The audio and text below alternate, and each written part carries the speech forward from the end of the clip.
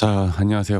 반갑습니다. 박프로입니다. 오늘은 11월 30, 이제 11월 마지막 날이고, 내일부터 12월 달이 또 시작이 되는데, 다들, 여러분들, 12월 달은 행복하길 바라겠습니다. 그리고 연말 마무리 다들 잘 하시길 바라겠고요. 그리고 한 달 동안 여러분들 좋아요 눌러주신 우리 시청자분들, 구독자분들, 앞으로 저는 좋은 일들 가득할 거라 봅니다. 네, 좋아요, 좋은 마음으로 한 번씩만 꼭 눌러주시면 감사하겠고, 어, 네이버 관련해서는 우리가 이제 두나무 합병 관련해서 이야기를 안 할 수가 없고요. 그리고 네이버 또한 이 AI 섹터로서 미증시를 또 따라가는 모습들을 보여주고 있고, 근데 어저께 미증시가 좀 반등이 나와줬어요. 다행히도 좀 반등이 나와줬고, 금요일 날 하락했던 건 그 업비트 해킹도 있었지만, 물론 업비트 해킹이라는 게 좀 크긴 했어요.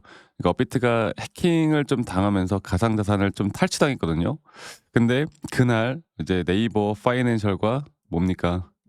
두나무가 합병 비율까지도 정해 놓고 이제 합병을 하겠다. 이렇게 기자회견까지도 한 날 업비트 해킹 사건이 나오면서 분명 급락이 나왔고요. 그리고 금요일 날 추가적인 하락이 나왔습니다. 근데 금요일은 우리나라 지수도 좀 하락 국면으로 나왔었기 때문에 뭐 그런 악재 플러스 시장이 같이 좀 빠지는 날이었다. 이렇게 보시면 되겠는데, 여기 이제 이 박스권 내에서 분명 하단선까지 빠지긴 했습니다. 근데 저는 여기 이 구간에서만큼은 아직은 절대로 우리가 매도에 대한 관점을 가져갈 때도 아니고, 제가 주목하는 건 바로 이 스테이블 코인 쪽에 대한 섹터죠.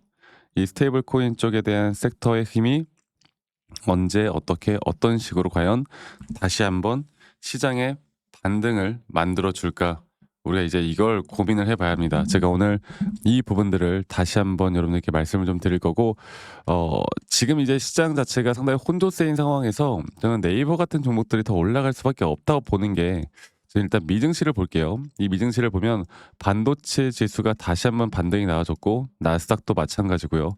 S&P 500도 마찬가지고, 시장은 좀 반등이 나왔습니다. 네, 반등이 나왔고, 이렇게 반등이 나오다 보면 볼게요. 한국 ICO즈 ETF 시장을 좀 볼까요? 한국 ICO즈 ETF 시장, 이제 ETF 시장에 대한 반등은 뭐 그렇게 크진 않지만 다시 한번 또 하락하지도 않는, 네, 그런 모습이었거든요. 일단은 12월 스타트는 괜찮을 거라 보는데, 중요한 거는 이제 전반적인 12월 달 금리 인하에 대한 그 기대감으로 지금 시장이 올라가고 있잖아요. 이 금리 인하에 대한 기대감. 과연 금리가 인하할 것인가 안 할 것인가, 그리고 또 인하할 것이다라는 현재 언론에서 계속 인하에 대한 확률을 더 높여 나가고 있기 때문에 한번 반등 조정을 크게 줬던 시장 자체가 올라오고 있는 건데, 저는 이제 이렇게 올라오는 시장이 오게 되면요.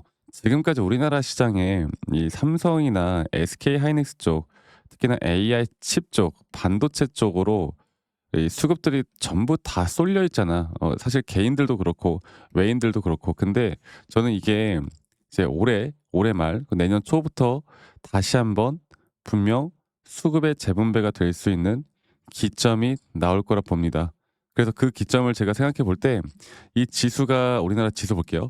우리나라 지수가 한 번 급락이 나왔다가 조정을, 바닥에 대한 리테스트 구간에 대한 조정이 있고, 지금 그 조정에 따른 횡보를 하고 있잖아요. 근데 이게 분명 이제 12월 뭐 금리나 또 거기에 따른 기대감 이런 것들이 있지만, 저는 이게 한 번 정도 더 하락하는 조정 구간이 나올 수 있다라고 봐요. 근데 이 조정 구간이 나오게 되면요. 지금까지 못 올라왔던, 특히나 AI 쪽 하면 저는 이 네이버와 가상화폐 스테이블 코인 하면 네이버가 전 대장이라고 보고 있거든요. 이런 대장주들이 다시 한번 올라갈 수밖에 없는 겁니다. 그리고 또 이 네이버 파이낸셜과 네이버가 이제 분할 상장하는 거 아니냐. 어? 분할 상장해서 이 나스닥 가는 거 아니냐라고 막 말들이 많은데, 아직 어떤 확정이 된 것도 없어요. 확정된 것도 없고, 앞으로 주주 가치에 대해서도 인터뷰에서 또 이야기를 했기 때문에 저는 여기에 대해서는 그렇게 또 걱정할 단계는 아니라고 봐요.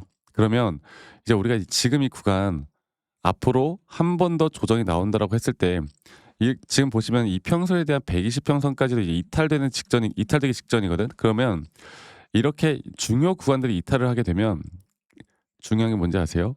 개인 투자자 분들이 이 손절 라인을 깨는 그 구간들이 개인들의 기존 주주들의 매도세가 상당히 많이 나옵니다.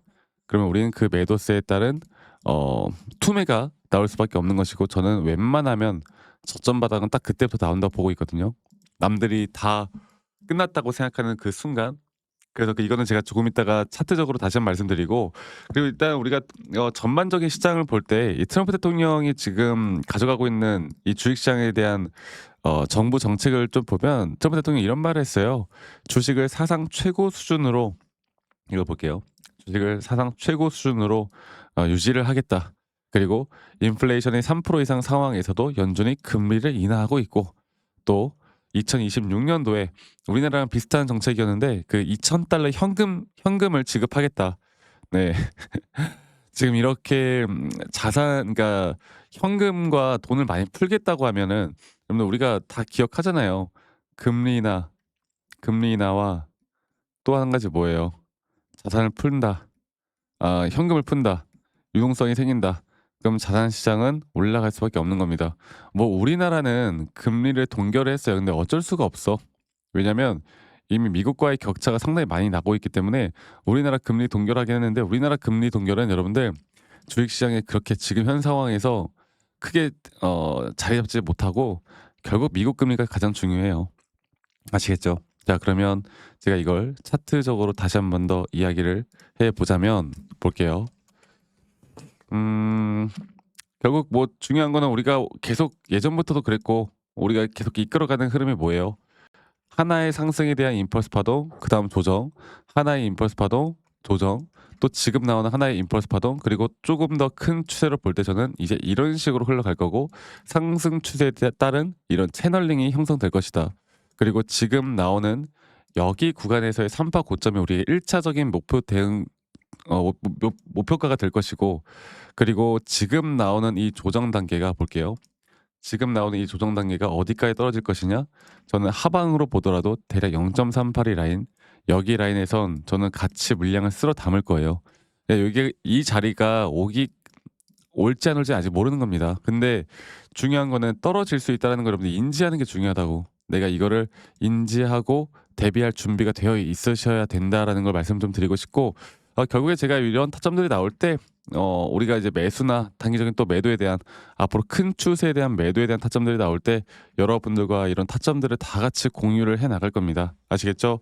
그래서 이런 타점을 좀 잡을 때 제가 라이브 방송을 켜서라도 우리 구독자분들과 함께 할 거고, 영상을 좀 빠르게 찍어서라도 같이 공유를 다 해 드릴 거예요. 근데 중요한 거는 이게 장중이고 평일이다 보니까 다들 직장 다니시고 자영업하시느라 이런 유튜브 영상을 매번 찾아보기가 힘들잖아요. 그래서 제가 영상을 좀 찍기 전에요, 여러분들께 다이렉트로 문자로 먼저 안내를 해 드릴 예정입니다. 문자로 안내를 해 드릴 예정이고, 문자로 정확한 매수나 앞으로의 정확한 이런 매도에 대한 타점들을 같이 좀 안내를 해 드릴 예정이에요. 아시겠죠? 그래서 그런 부분들은 이 밑에 있는 개인 번호로 네이버, 네이버라고만 저에게 문자 한 통 남기시면 되겠습니다. 네이버라고 문자 한 통 남기시면 되겠고요. 남기신 분들 제가 한 분도 빠짐없이 다 저장을 좀 해 놓을 거예요.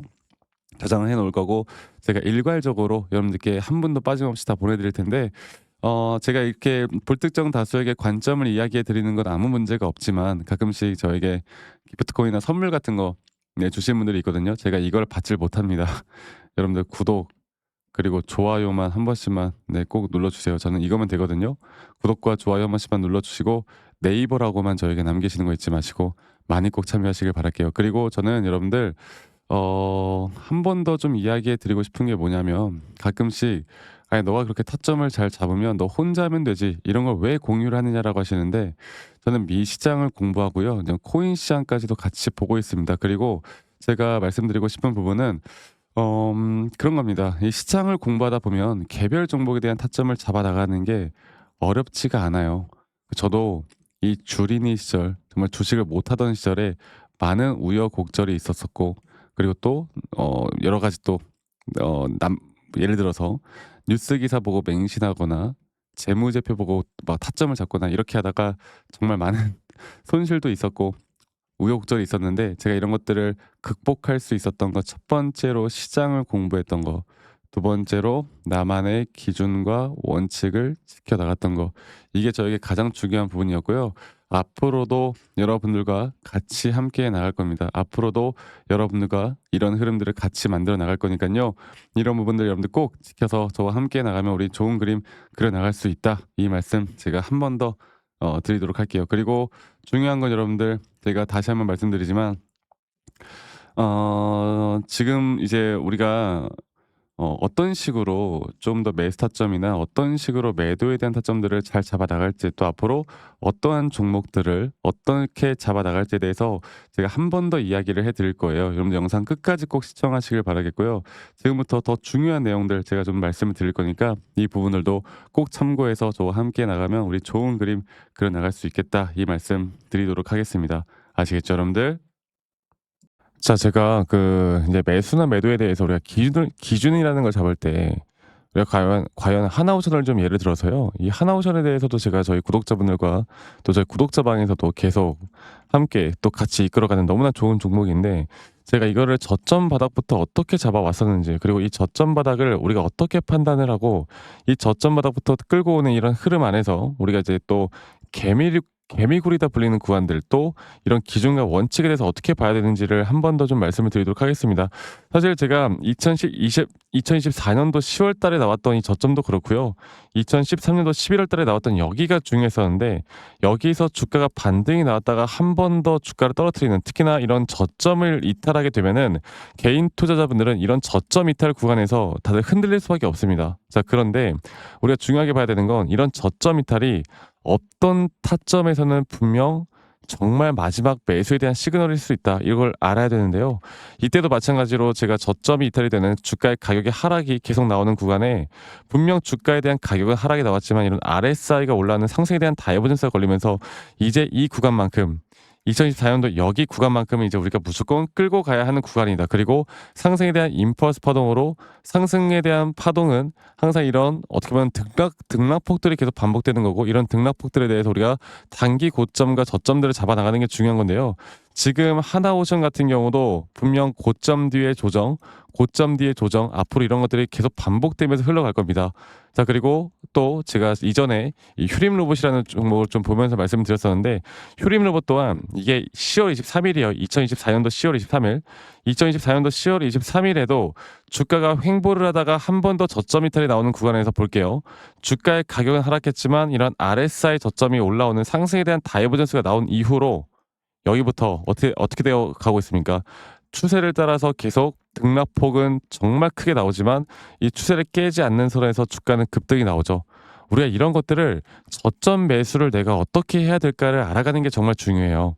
그리고 제가 이 휴림 로봇에 대해서 다시 한번 이야기를 해드려보자면, 이게 조정 구간들이 계속 크게 나오잖아.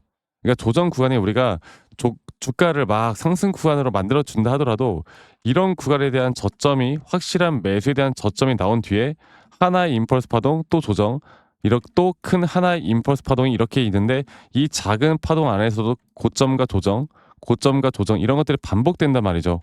그리고 이거를 아마 많은 분들이 이렇게 생각할 거예요. 자, 제가 예시를 들어서 여러분들께 좀 말씀을 드려보자면, 이런 저점 바닥이 나왔어. 지금 여기서부터 지금 볼게요.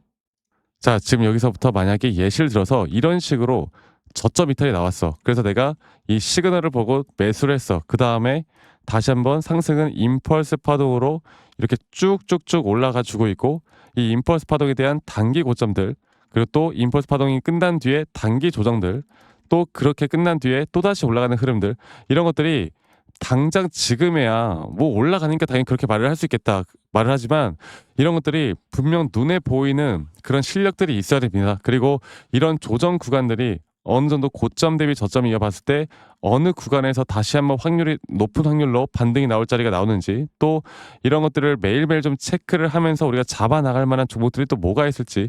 결론적으로는 지금 휴림 로봇 같은 경우는 이런 식의 흐름들이 계속 반복이 되면서 여러분들, 우리가 이렇게 잘 끌고 오고 있었고, 저는 휴림 로봇 또한 아직 5파 고점 단계가 안 나왔다 봐요. 근데 중요한 게 뭐다?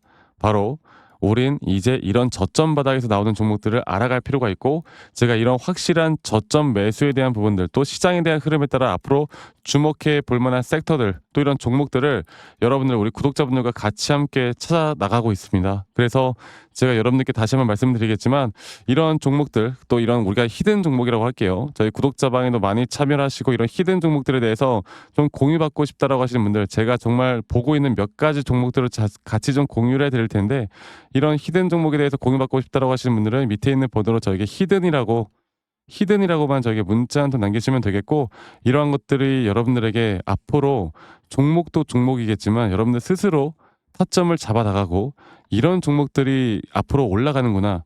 이렇게 매수를 하는 거구나. 이런 방법과 노하우들도 알게 될 수 있는 아주 좋은 기회일 겁니다. 여러분들 히든이라고 문자 남기시는 것도 잊지 마시고 많이 꼭 참여하시길 바라겠고요. 제가 앞으로 이런 좋은 내용들과 좋은 타점들 또 좋은 영상으로 항상 여러분들과 같이 함께 해 나갈 테니까 제 영상도 많이 시청해 주시고 구독, 좋아요도 한 번씩만 눌러주시고요. 제가 앞으로 여러분들과 계속 이런 좋은 흐름 만들면서 우리 수익 같이 한번 내보는 시간을 가져보도록 합시다. 아시겠죠, 여러분들?